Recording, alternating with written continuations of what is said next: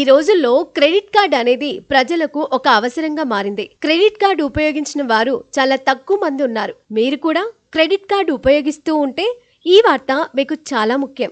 Credit card holder మరణిస్తే కార్డుపై ఉన్న బకాయి ఎవరు చెల్లిస్తారు అనే ఒక ప్రశ్న తలెత్తుతుంది. ఇక్కడే ఉంది అసలు సీక్రెట్ అంతా.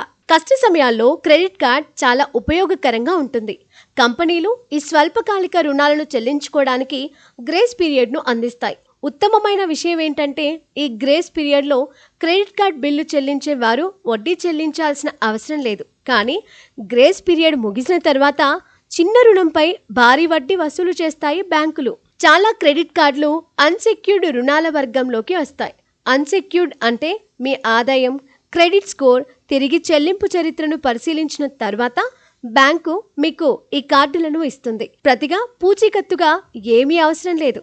అలాంటి క్రెడిట్ కార్డ్ హోల్డర్ మరణిస్తే అతని రుణం కూడా మూసివేస్తారు.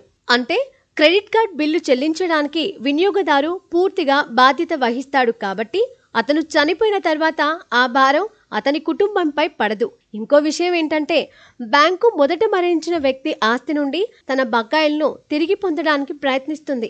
మరణించిన వ్యక్తి పేరు మీద ఏదైనా ఆస్తి, బ్యాంక్ బ్యాలెన్స్ లేదా పెట్టుబడి ఉంటే చట్టపరమైన ప్రక్రియ ప్రకారం బ్యాంక్ దాని నుండి తన డబ్బును క్లెయిమ్ చేసుకోవచ్చు.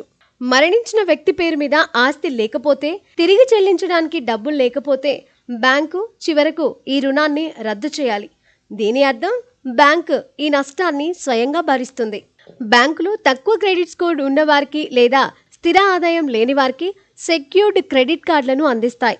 వారు తమ ఎఫ్డీని ఉంచుకోవాలనే నియమం ఉంది. ఏదైనా పరిస్థితులలో క్రెడిట్ కార్డు వినియోగదారు మరణిస్తే రుణ మొత్తాన్ని అతని ఎఫ్డీ నుండి ఉపసంహరించుకుంటారు.